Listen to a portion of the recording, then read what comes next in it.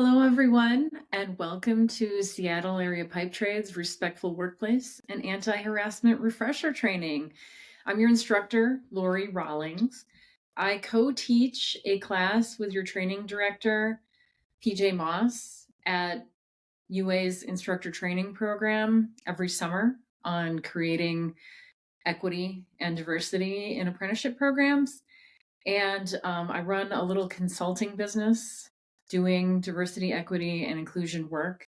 Before that, I was the executive director of two different mechanical contractors associations, one in Portland, Oregon, and one in Milwaukee, Wisconsin. Before that, I practiced law. So this is a topic that is very close to my heart, and I hope you will take away some valuable information from our training today. So, what you will learn in this training today, we are going to talk about why respectful workplaces are important. Then we will talk about some obstacles to creating respectful workplaces. And then we will go over how we can work together to create respectful workplaces. Why are respectful workplaces important? There are a variety of reasons. One reason is that it's in our Constitution. The UA states right in its Constitution that it recognizes that every member is entitled to just treatment and that it embraces and supports the anti-discrimination laws of the United States and Canada. So it's right in our Constitution, front and center. That's a big reason that respectful workplaces are important. Secondly, it's in our JATC rules. Rule number 9 states that all apprentices will maintain a courteous and professional demeanor at the training center and on the job site, and that they're expected to maintain that courtesy and professional demeanor in all of their interactions with peers, instructors, staff, administration, the MCAA, and any member of the public. So it's very important that we be treating not only our coworkers with respect, but everyone with whom we interact as part of our apprenticeship program. It's also in UA Local 32 Standard of Excellence. Essentially, the Standard of Excellence has a number of different provisions that state that everybody who is a member of Local 32 is going to eliminate disruptions on the job and safely work toward on-time completion of the project. And the reason I highlight the language relating to disruptions on the job and safety is that we'll discuss more in a moment. Disrespectful behavior on the job site is a safety issue. It's also a productivity issue because people who are being bullied, harassed, or hazed are not going to be able to work safely and productively. So it's very important that we recognize we have an obligation to treat each other with respect for the sake of safety and getting the job done. We're also, under our standard of excellence, expected to respect employer property, not mark it up with graffiti, and to respect the UA clients, customers, and employers by dressing in a respectful manner, so clothing that doesn't contain offensive words or symbols. It's also in Seattle Area Pipe Trades anti-harassment and discrimination policy.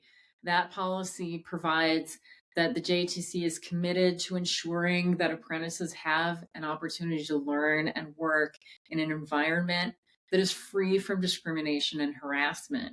And the policy prohibits discrimination based on protected categories like sex, race, national origin, religion, age, sexual orientation, or mental and physical disability. Then more generally, respectful workplaces are necessary so that we can retain a talented and diverse workforce. So there are reports out there that show that a lack of respect, discrimination, and harassment drive women out of the construction trades. And a survey had 47% of respondents saying that they were considering leaving the industry because of those issues.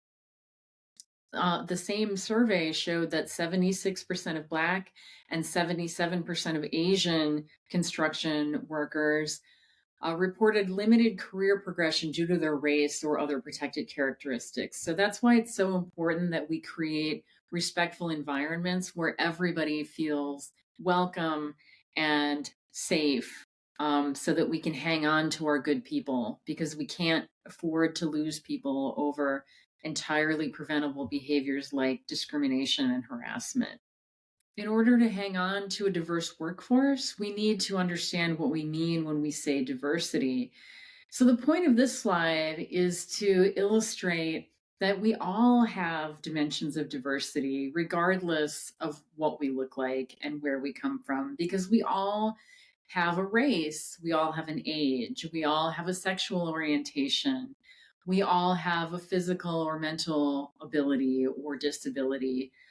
We all have a family status, a function within the organization. We all have been shaped by different historical events based on when we were born and when we came of age. And the point of having a diverse, inclusive workplace is for everybody, regardless of what dimensions of diversity they have, to feel comfortable coming to work, that they're going to be judged on their skills and abilities and productivity, and not based on some of these things, the dimensions of diversity. We want people to feel welcome regardless of what dimensions of diversity they have. And that is the point of creating respectful workplaces. So a respectful workplace values diversity. It also values inclusion, which is making people feel welcome and safe to be able to do their work without worrying about things like bullying and hazing and harassment. It values safety, not just physical safety, but also psychological safety, which is directly tied to physical safety. You cannot work safely if you are stressed out because somebody is picking on you based on your gender, your race, your national origin, your age. That's why it's important that we create respectful workplaces. It values dignity and courtesy and respect. It also values fairness and equality. We want people to be, again, evaluated based on their ability to do the work and not by some of these external factors that don't really have any bearing on someone's ability to do work. It also values collaborative working relationships and a positive approach to resolving conflict. So these are the types of things we're going to be talking about throughout the training so that you can contribute to creating a respectful workplace. So throughout this video, I'm going to be walking you through a learning assessment at the end of each section. This will give you time to think about the answers to some of the questions that are going to be on the quiz, which is a separate document in Google Classroom. So feel free to pause the video after each of the questions in this learning assessment to assess whether you know the answers. And if not, rewind the video, rewatch sections of it until you feel comfortable that you know the answers to the quiz. And that will help you perform the best you can on that separate Google Forms quiz in Google Classroom. So let's move into the learning assessment for section 1. Okay, first question. Respectful workplaces are important because, number 1, Seattle area pipe trades policies require them. Number 2, they help keep a talented and diverse workforce in the trades. Number 3, the UA Constitution requires them. Or number 4, all of the above. Pause the video, take a moment to pause and reflect and think about what you think the answer is to this question. And if you don't know, feel free to rewind the video. Okay, question number 2.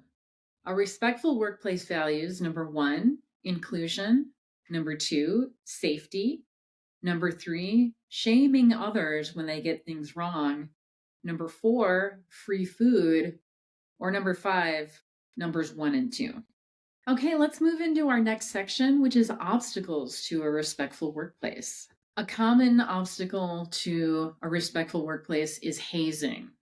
These are these initiation rituals that cross the line into becoming more than just welcoming someone into the group, but are intended to actually be abusive or humiliate someone. So, sending apprentices to find tools that don't exist, um, nailing down tool belts, hiding tools, things like that. And hazing frequently targets apprentices, but it also targets women and people of color and others who lack power throughout their careers because they're sometimes designed to drive people out of the industry who don't look like a traditional construction worker. So it's really important to understand that hazing is not acceptable. If you are experiencing it, you don't need to tolerate it. And we'll talk a little later in the training about what you can do about it if you are experiencing it. Bullying is mistreatment in the workplace that causes either physical or emotional harm. It can take a lot of different forms, and we'll talk about some specific examples later in the training. Discrimination is another obstacle to a respectful workplace, and that's unjust or prejudicial treatment of different categories of people. And it becomes illegal when the person being treated unfairly is a member of a protected class, which we will define in a moment, and they experienced discriminatory treatment or they were affected by a discriminatory policy, and their membership in that protected class was a reason for the discrimination. So, what do we mean by protected class? So, the federal law and state and local laws define a number of dimensions of diversity or statuses that are protected under the law from discrimination. So, under the federal law and most state laws, race, color, religion, national origin, sex, which includes pregnancy and sexual orientation, age, disability, and genetic information are protected under the law. So you can't be discriminated against based on one of those categories. And what does genetic information mean? So that means that you can't be discriminated against in employment based on, say, a family history of cancer, for example, if your employer becomes aware of that. And then there are additional categories that may be protected under certain state and local laws. So, what is harassment? That's actually a form of discrimination. And it boils down to it's unwelcome conduct that's related to one of those protected classes we just talked about. It's severe or pervasive, which means ongoing enough that it either unreasonably interferes with work performance or it creates a hostile, intimidating, or offensive work environment. So, what do we mean by unwelcome conduct? Just going along with it or not complaining about it doesn't mean that the conduct was welcome. So, let's say somebody gives me a sexist nickname because I'm the only woman on the job site. So they call me honey every single day. And I don't complain about it because I'm the only woman on the job site. I'm an apprentice. I don't feel like I have any power. I'm worried about losing my job if I say something, or otherwise just being punished if I say something. So I don't say anything about it. But that doesn't mean the conduct was welcome. Like, I don't like being called honey. So what we look at is if the person who was the target didn't invite the conduct or they find it undesirable or offensive. So in my case, I didn't ask to be given that nickname. I don't like the nickname. I find it kind of offensive because it's focused on the fact that I'm a woman in a male dominated field and I would just like to be left alone to do my job. The person who is the target of the behavior defines what is or is not welcome. So again, in my example, I'm the one who gets to say whether or not being called honey was welcome or not the person who gave me the nickname. So, what are some examples of harassment? These are examples taken directly from Seattle area pipe trades anti-harassment policy. These are just examples, though there are a lot of different things that can constitute harassment. So there are things that aren't on this list that can constitute harassment. So slurs and derogatory names, racial slurs, derogatory names like honey or babe, stereotyping. So assuming that somebody should behave or look or dress in a certain way based on their sex, their gender, their race, their ethnicity. Emails, cartoons, or other visual displays that depict groups or individuals in a negative way. So this is an important point. Harassment can occur online, through email, through text, in pictures, in cartoons. It's not just something that occurs face to face, one on one. It can occur even with graffiti in porta potties, for example. That is a big one that shows up on a lot of job sites because there's something about the walls of porta potties that are just kind of magnetic, that attract racist, sexist graffiti, offensive pictures, offensive symbols and cartoons. It's important for you to understand that that can constitute harassment. And then jokes or other comments that are derogatory and based on one of those protected classes that we talked about. I want to focus a little bit on sexual harassment because when we think about sexual harassment, we think about the typical example of a supervisor propositioning a subordinate and telling that person that if they don't submit to those propositions that they'll lose their job. That is absolutely a form of sexual harassment, but it's not the only form of sexual harassment that can occur. It doesn't have to be of a sexual nature to constitute sex-based harassment. It can simply include offensive remarks about a person's sex. Here are some more examples of things that can constitute sexual harassment, and these are taken directly from Seattle area pipe trades anti-harassment policy.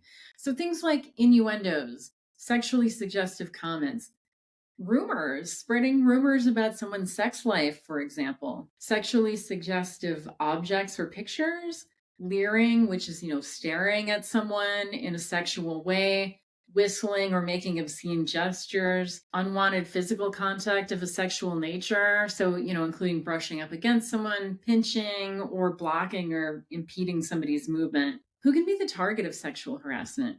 It can be anyone. Both the target and the harasser can be of any gender or sex.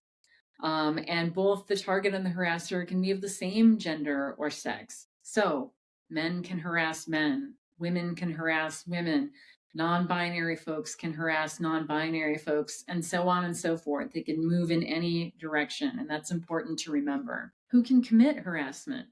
Again, it can be anyone.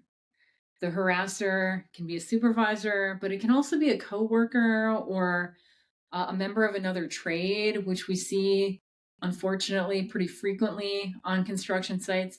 It can even be a non-employee, like a customer.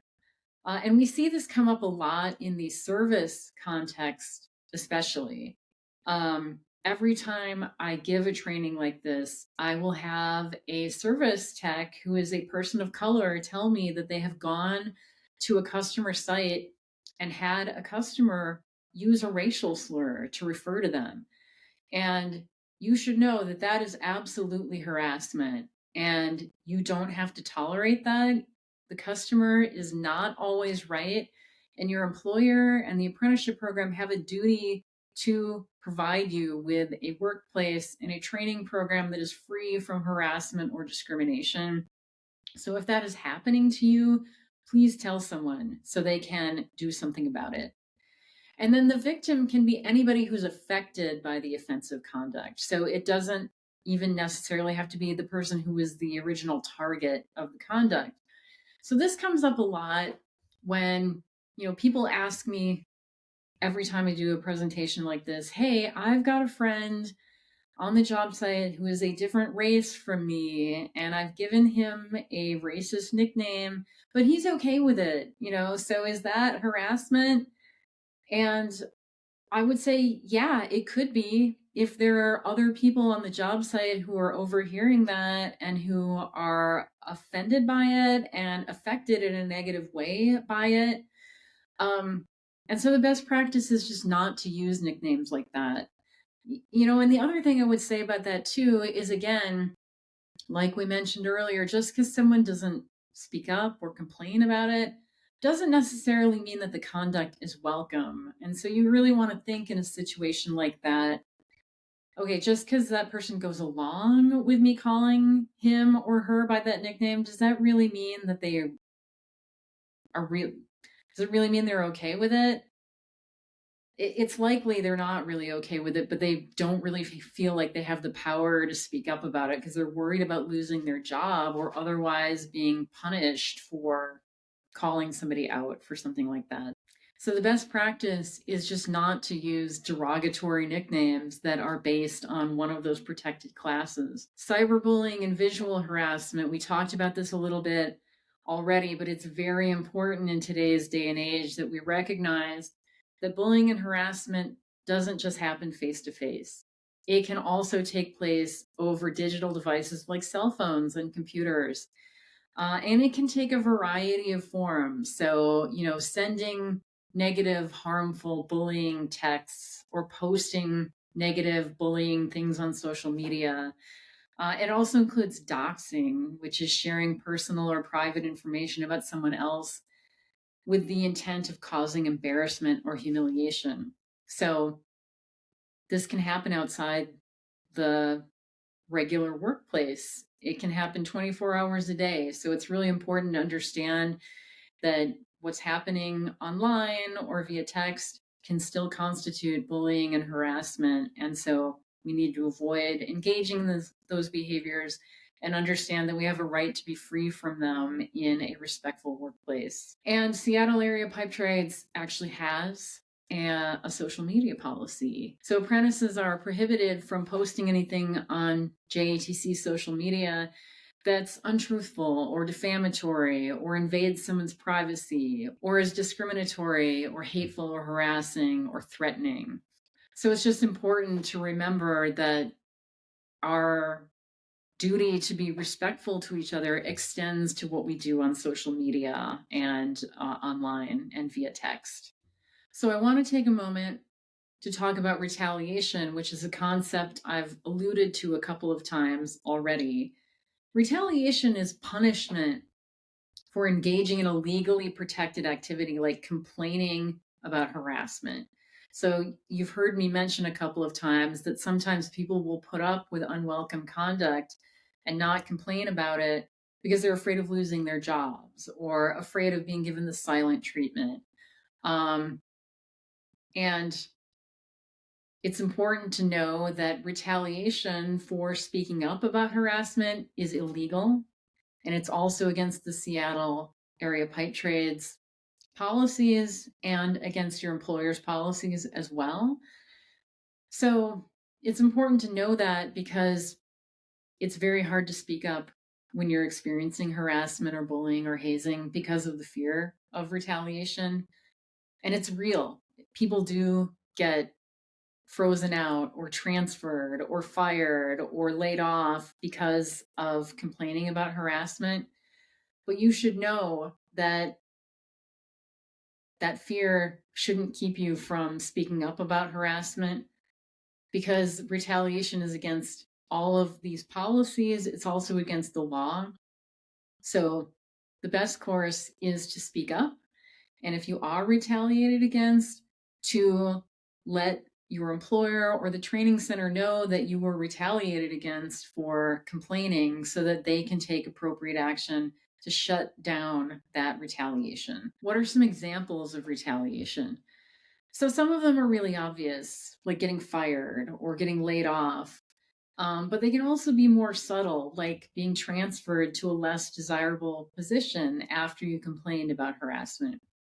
being given the silent treatment suddenly after you complain, or having your work be scrutinized more closely after you made a complaint, having people spread false rumors about you after you make a complaint, even treating a family member negatively.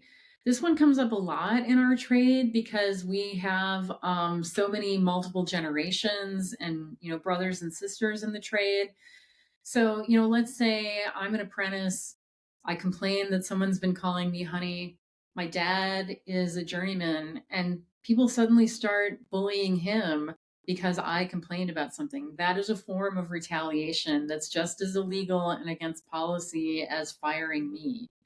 And just generally making the person's work more difficult can also be a form of retaliation. So if these things are happening to you after you make a complaint, understand that these things are illegal and against company and apprenticeship program policies, and you have a right to speak up about those as well to make sure that that behavior is shut down as well. Again, one of the big reasons we care about creating respectful workplaces is that hazing, bullying, and harassment are safety issues, and OSHA has recognized that. It has reported that construction workers who experience harassment develop things like depression and anxiety and other health problems. And also, distractions while you're working can lead to accidents. So, think about it. You come to work, somebody starts calling you an offensive nickname or otherwise picking on you based on one of your protected categories. And we all have protected categories. We all have a race, we all have a gender. You're distracted, right? You're angry, you're stressed out, you're in fight or flight mode. You are not going to be paying full attention to what's going on around you, and that makes you more likely to have an accident. And so we want to create respectful workplaces simply to safeguard physical safety.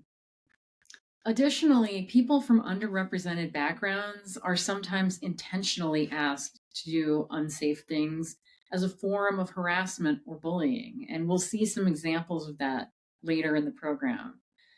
And also, construction has one of the highest suicide rates of any industry. I think probably every one of you going through this training knows someone who has died by suicide in this industry or knows somebody who knows someone. And a big part of what contributes to that high suicide rate are things like hazing, bullying, and harassment. And so, in order to really make our workplaces safe, we really need to shut down some of these behaviors and create a more positive, inclusive, respectful work environment. So, what are some of the causes of harassment? Well, obviously, there's conscious bias, which is a conscious decision to discriminate against someone, harass them because of who they are. But a lot of the time, some of the things that can cross the line into harassment or just generate inappropriate workplace behavior are things called unconscious biases, which are stereotypes that we form outside of our conscious awareness because our brain is wired to take shortcuts. We are constantly bombarded with millions of pieces of information all at once, and we can't possibly focus on everything all at once. And so, as a way of organizing information, we make snap decisions, we make snap judgments, we take shortcuts. And so I really want to make this point that having unconscious biases does not make us bad people. We all have them because of the images we've seen in the media, the things we were told when we were growing up, just things we've seen happen around us. So for example, an example I use a lot, when my son was 3 or 4 years old, we were driving home from daycare one day and we were stopped at a red light and a truck pulled up next to us and there was a woman behind the wheel of the truck. And my son looked over at the lady driving the truck and then he looked back at me and he said, "Mommy, that lady is stealing that truck." And I was like, what? And I said, did somebody tell you that women aren't allowed to drive trucks? And he said, well, no. And I said, oh, okay. So did you just kind of assume because you've never seen a woman driving a truck before that women aren't even allowed to drive trucks? And he said, yeah, I guess so. So that's an example of unconscious bias in action. He just made an assumption based on the people he had seen driving trucks before that only those people who look like that were allowed to drive trucks. So we all do that. We're all hardwired to make shortcuts and assumptions.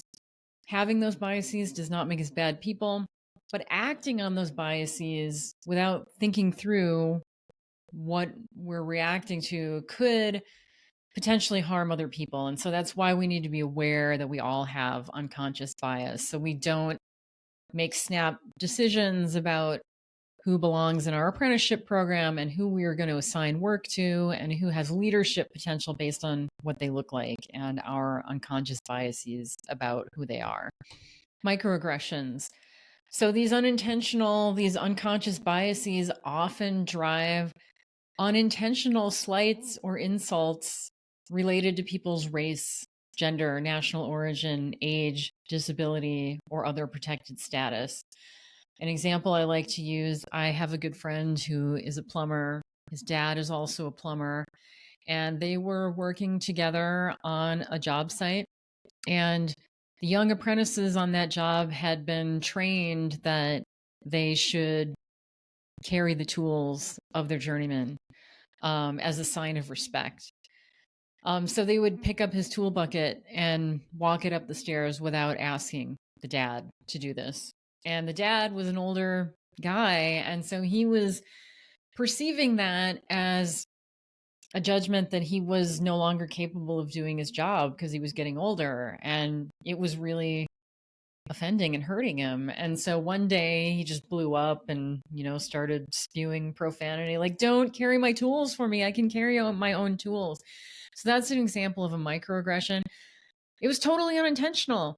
The intent behind the apprentices carrying the journeyman's tools for him was actually a good intent, a positive intent. They wanted to show respect, to make his job easier. But the older journeyman was not receiving that action in that way. He was seeing it as a slight against his age. And so it's really important that we be aware that sometimes we intend to be helpful, we intend things as a compliment, but the person receiving the treatment perceives them in a totally different way and can be offended and hurt by it. And so that is often the source of friction and some of these microaggressions that can lead to harassment, or at the very least feeling disrespected and not included in the workplace. So how do we interrupt unconscious bias? Well, it sounds simple, but it's really not in the moment. What we should try to do is slow down before we act, and ask whether we're acting based on unconscious bias, a judgment we're making about the journeyman's age, for example, or the gender or the sex of the person driving the truck, before we make a decision or a judgment that could impact that person or their employment, and make sure we're basing our action, our words, on facts rather than unconscious biases. At this point, we are going to do a learning assessment of Section 2. You might remember from the first learning assessment, I'm going to walk you through these quiz questions so that you'll be prepared for your end of training quiz, which is in a separate document in Google Classroom. So feel free, after I read each question, to pause the video, think through whether you know the answer to the question, jot down some notes. And if you don't know the answer, feel free to rewind the video and review until you feel confident that you do know the answer. So let's move in to the first scenario. Ladder safety. Angie is a female apprentice of color who was instructed by her journeyman to rotohammer backward on a ladder. When she went to the foreman to complain working that way wasn't safe, she got laid off. There are potential issues here with number 1, race harassment, number 2, sex harassment, number 3, retaliation, number 4, 1 and 3, or number 5, all of the above. Scenario number 2, anti-social media. Mohammed is a new apprentice of color who practices Islam. After his first day on the job, someone posts a photo they took of him without his permission, along with the comment, "Go back to where you came from." There are potential issues here with number 1, race harassment, number 2, religious harassment, number 3, all of the above, number 4, none of the above. Scenario number 3, heavy pipe. Holly is an apprentice. The general foreman called her away from a task her journeyman assigned her and told her to climb up a ladder and take out a 10-foot section of large diameter pipe by herself. She tells the general foreman she doesn't think it is safe, and he responds, "Why can't you do it? Is it because you're a girl?" There are potential issues here with number 1, race harassment, number 2, sex harassment, number 3, hazing, number 4, 2 and 3, number 5, all of the above. Let's move into our next section. How do we create a respectful workplace? The first thing I want to point out is that we are all responsible for creating respectful workplaces. So often when I ask the question, who's responsible for creating a respectful workplace? Some people are inclined to say, well, that's HR's job, or it's the foreman's job, or it's the owner's job. And those are all true. Every one of those folks has a responsibility to create respectful workplaces, but so does everybody else on the job site, including you as an apprentice. So it's important that you understand that you have the right to interrupt bad behavior on the job site, and also the responsibility not only to behave in a way that's respectful toward others, but also to call out bad behavior in the same way that you would call out physical safety violations. So treating others with respect, what do we mean by that?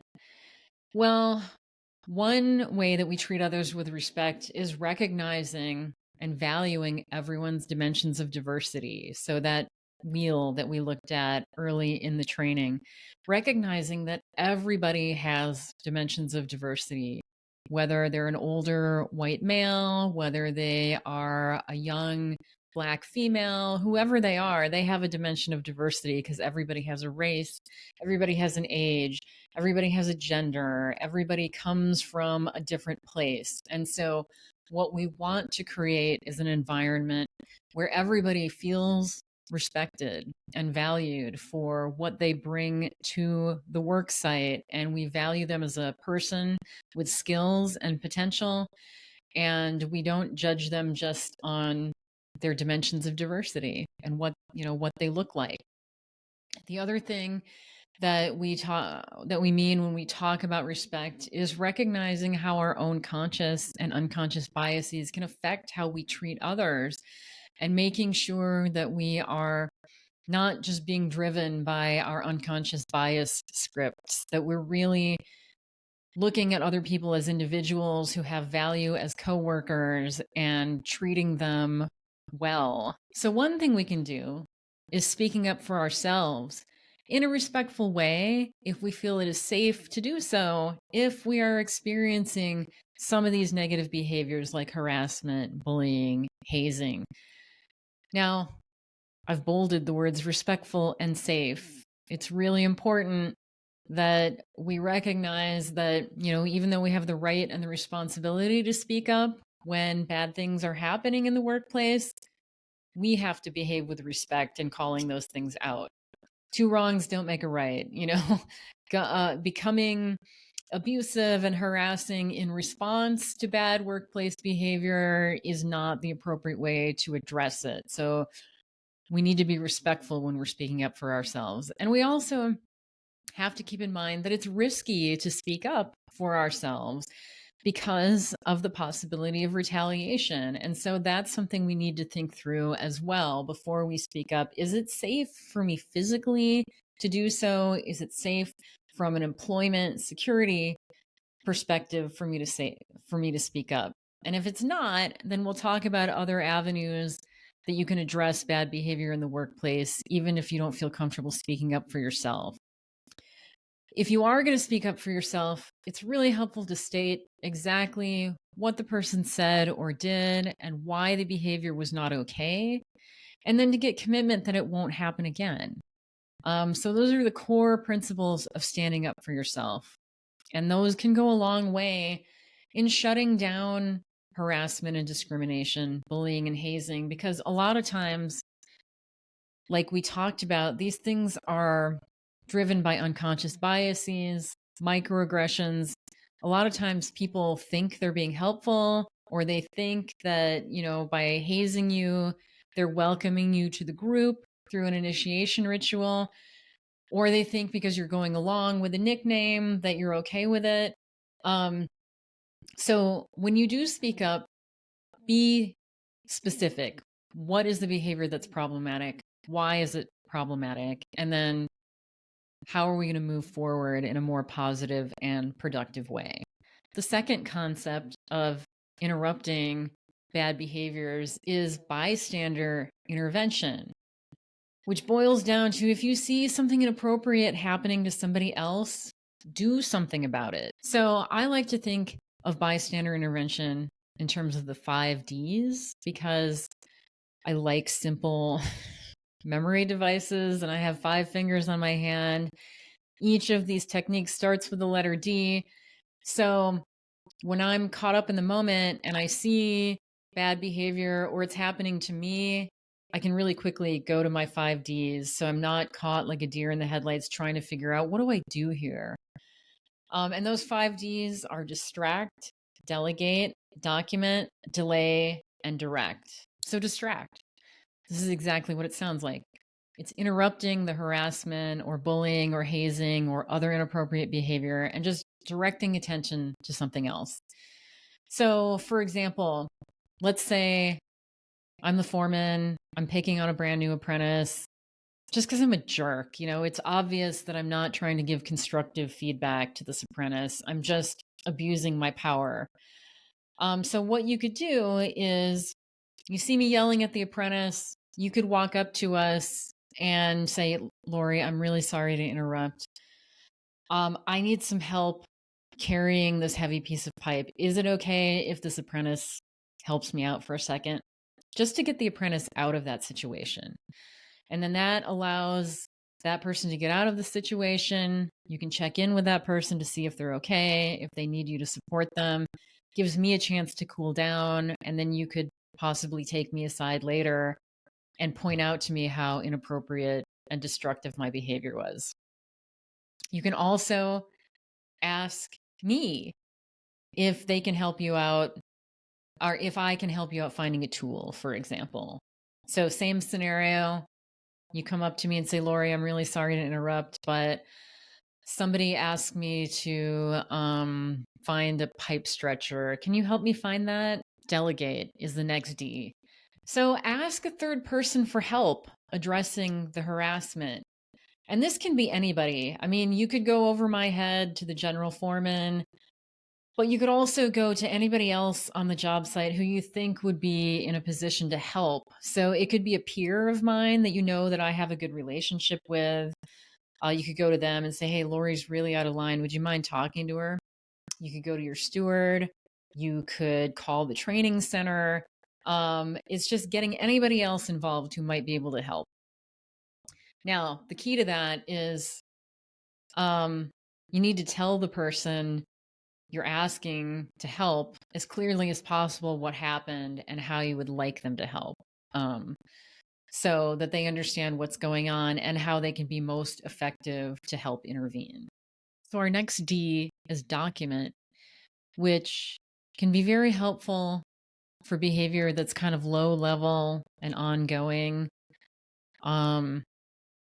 So incidents that standing alone may not rise to the level of unlawful harassment, but if they're happening every single day, can create a hostile or an intimidating work environment. So let's say, for example, I come to work every single day and I make an offensive joke about how men are bad at driving or won't ask for directions.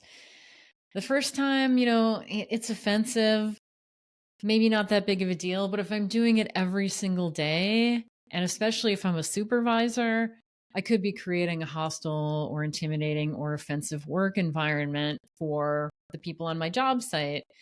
And so taking notes about what I'm saying, when I said it, who I said it to, who I said it in front of, can help establish a pattern. If at some point you or somebody else needs to make a report, it's really helpful to help you jog your own memory, and to help the person who needs to address the behavior to investigate.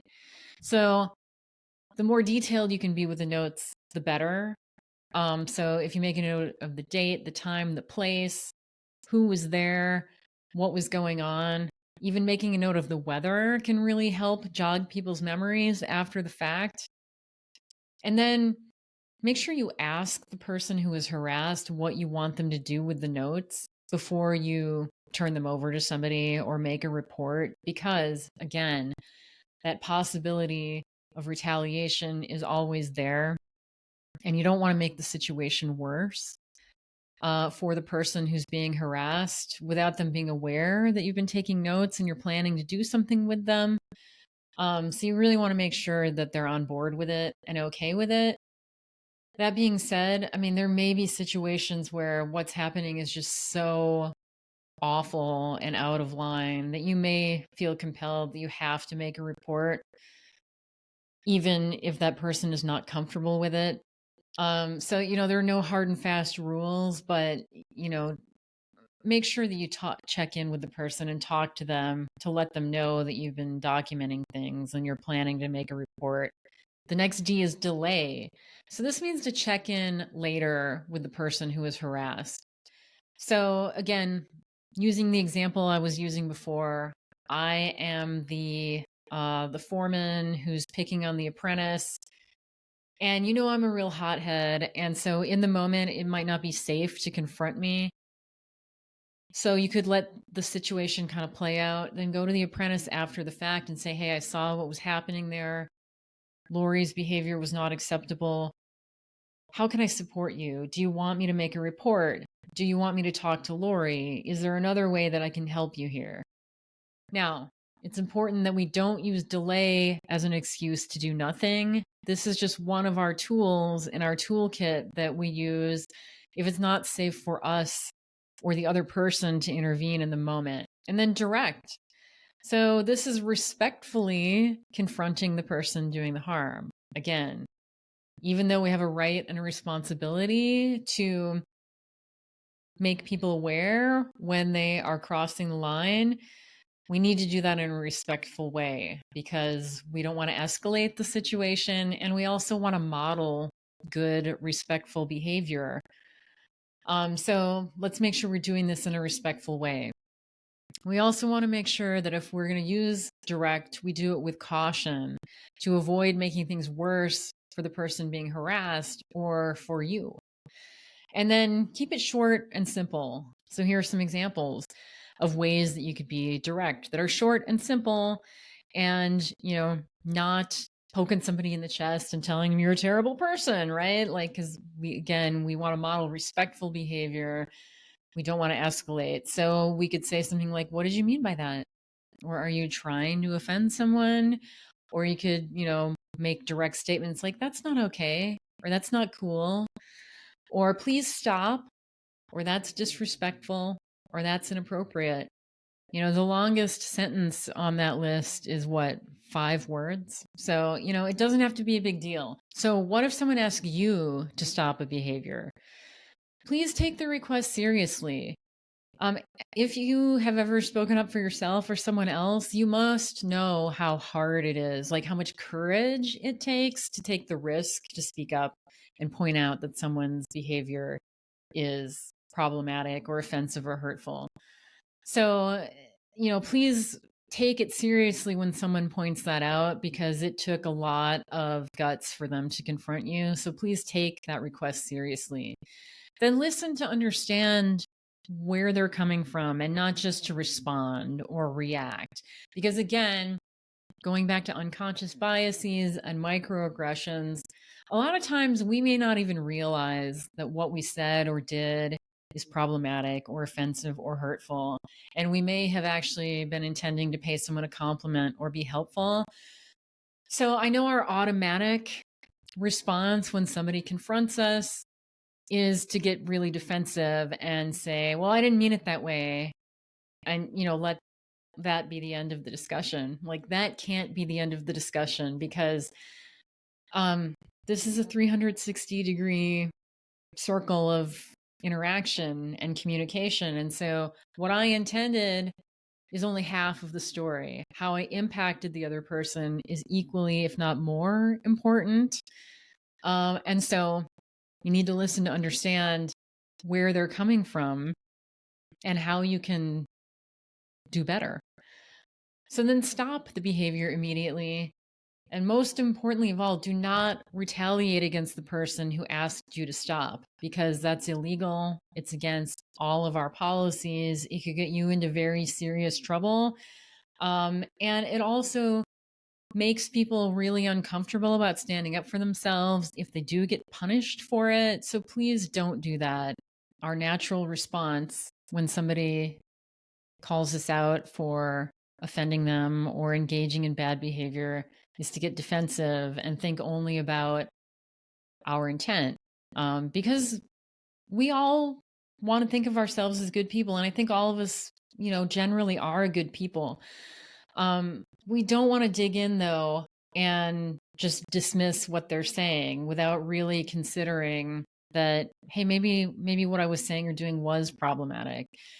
And so I've listed here some things that we tend to think about as get out of jail free cards when people confront us about our bad behavior. And they are not. They're not get out of jail free cards. And so you may have a knee-jerk reaction to want to say one of these things if somebody asks you to stop engaging in a behavior or to stop saying something and points out that it was problematic.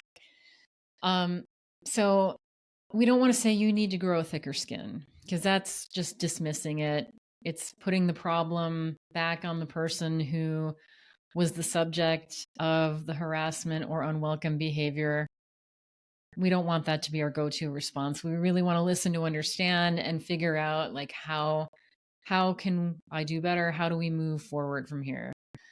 We don't ever want to begin a sentence with no offense, but because I've never heard anything after no offense, comma, that wasn't offensive. So if you feel like you need to say no offense, but just don't say it. It was just a joke. Okay, maybe you did intend it as a joke, but if somebody's pointing out to you that it was harmful, they obviously didn't think it was funny. They didn't think it was just a joke. And so we need to figure out, like, how do we prevent a negative interaction like that going forward? What are some things that I shouldn't joke about, or some, jokes I shouldn't tell? Or I didn't mean it in that way. Again, like, that's an acceptable response if that's not the end of the discussion. Like, I didn't mean it that way, but I understand where you're coming from, and I want to understand more about, why you were offended or hurt by it, so I can avoid doing that again in the future. Same thing with I meant it as a compliment. Great. That's a great start to the conversation, but it can't be the end of the conversation. I meant it as a compliment, but thank you for telling me you didn't hear it as a compliment. Let's talk more about it so I can figure out how to avoid offending or hurting you in the future. What if the negative behavior persists even after you point it out? Well, at this point, you may need to report the conduct to your supervisor so your supervisor can help you deal with it. Now, if your supervisor is the one engaging in the behavior, that person may not be that motivated to stop the behavior or help you address it. So there are other people you can report to who can help you if the person engaging in the bad behavior is your supervisor. So, for example, you could go to the next level of management above your supervisor. You could go to the training center. You can call the training director, um, an instructor, like anyone you feel comfortable with on staff talking about this issue with. Or you can go to your union. You can go to your job steward, you can go to your business agent. So let's move into our Section 3 learning assessment. You hear a journeyman yelling at an apprentice in what is clearly intended to belittle rather than to offer constructive feedback. I want you, in the short answer section of the quiz at the end of the course, to give a specific example of how you can intervene. And I've listed the 5 Ds here. But what I would like you to do is, not just say direct and leave it at that, or distract or leave it at that, but actually, choose one or more of the D's and then write a short sentence or two about exactly what you would do. Okay, next scenario. A male coworker asks a female apprentice, "Are you here to find a husband?" Give a specific example of how you could intervene. Next scenario. A foreman constantly refers to an Asian journeyman as widescreen in reference to the size and shape of the journeyman's eyes. Give a specific example of how you could intervene. Okay, so to wrap up the training, I want to emphasize that you have the right to report harassment, both under the Seattle Area Pipe Trades Apprenticeship Anti-Harassment and Discrimination Policy and under the law. So, under the pipe trades policy, you should report any offending behavior in writing. You don't have to tolerate it. And you can report it to multiple different people, depending on who you feel comfortable reporting it to. So you can report it to the training coordinator, a trustee, a committee member, and you're encouraged to report it as early as possible so that it can be addressed before it builds to the point that it's severe or pervasive enough that you feel that you're in a hostile, intimidating, or offensive work environment where you don't feel safe coming to work, or where you're considering leaving your job or the apprenticeship program or the industry. We don't want things to get to that point. We want you to feel safe and comfortable and to be in a work environment that's free of harassment and discrimination. So please feel free to exercise your right to report harassment and other bad behaviors if they're happening to you. You also have the right to report harassment under the law to the Washington State Department of Labor and Industries. So to wrap up here today, I just want you to pause and reflect on, how will I help build a respectful workplace?